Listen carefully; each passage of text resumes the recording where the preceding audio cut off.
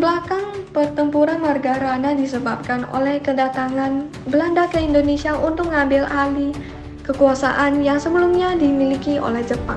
Pada 2 dan 3 Maret 1946, sekitar 2.000 tentara Belanda mendarat di Bali. Belanda mempunyai ambisi untuk membuat negara Indonesia Timur dan bekerja sama dengan I Gusti Ngurah Rai. Akan tetapi, ajakan tersebut ditolak oleh I Gusti Ngurah Rai. Lebih lanjut, berdasarkan isi dari Perjanjian Linggarjati yang ditandatangani pada 15 November 1946, Belanda hanya mengakui Jawa, Madura, dan Sumatera secara de facto sebagai wilayah Indonesia. Pengakuan ini membuat rakyat Bali merasa kecewa karena Bali belum diakui secara de facto sebagai wilayah Indonesia. I Gusti Ngurah Rai memutuskan untuk melancarkan serangan terhadap Belanda.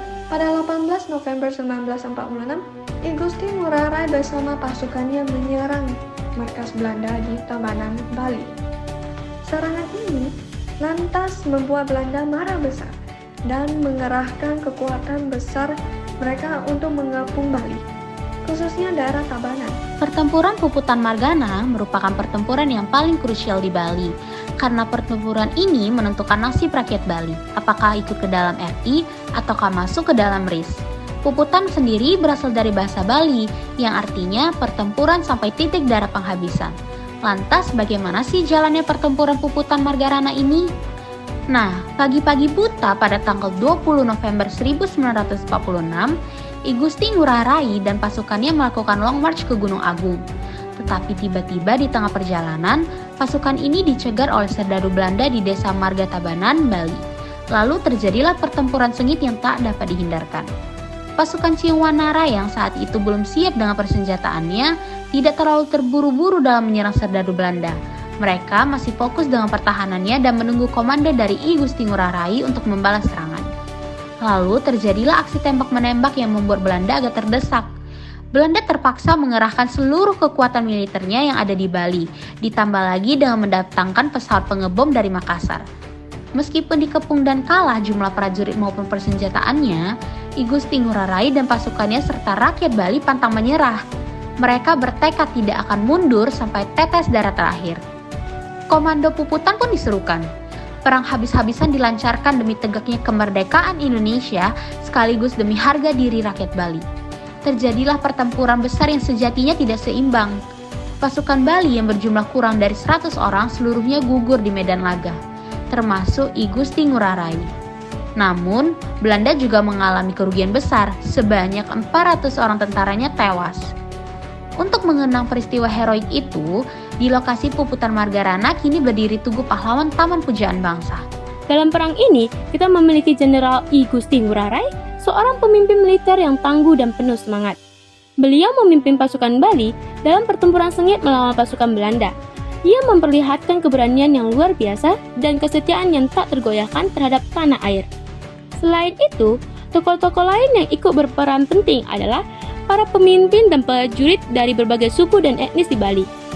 Mereka bersatu padu dalam semangat persatuan dan kesatuan yang siap untuk mengorbankan segalanya demi kebebasan bangsa mereka. Tiap tokoh dalam perang Puputan Margarana ini memiliki cerita dan kontribusi unik mereka sendiri. Tetapi, mereka semua memiliki satu tujuan yang sama, yaitu mempertahankan martabat dan kehormatan bangsa, bahkan jika itu berarti harus mengorbankan nyawa mereka sendiri. Akibat kekalahan pasukan I Gusti Ngurah Rai pada Puputan Margarana, Belanda semakin mudah dalam melaksanakan tugasnya untuk mendirikan negara Indonesia Timur. Dalam peristiwa heroik itu, I Gusti Ngurah Rai dan 69 anggota pasukannya gugur akibat serangan tentara Belanda. Sedangkan di kubu lawan, sekitar 400 orang tewas dalam peperangan itu. Namun, rakyat tidak berhenti berjuang karena usaha Belanda kembali gagal setelah Indonesia kembali menjadi negara kesatuan pada tahun 1950.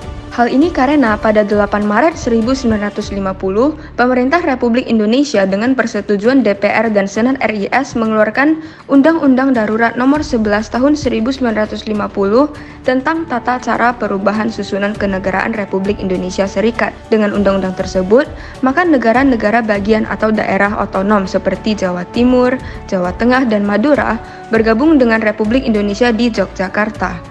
Setelah itu, semakin banyak negara-negara bagian atau daerah yang bergabung dengan Republik Indonesia. Maka sejak 22 April 1950, negara Republik Indonesia Serikat hanya tinggal 3, yaitu Republik Indonesia, Negara Sumatera Timur, dan Negara Indonesia Timur. Semenjak itu, setiap tanggal 20 November, masyarakat Bali akan memperingati Hari Puputan Margarana dan mengenang jasa-jasa pahlawan yang telah gugur membela bangsa dan negaranya.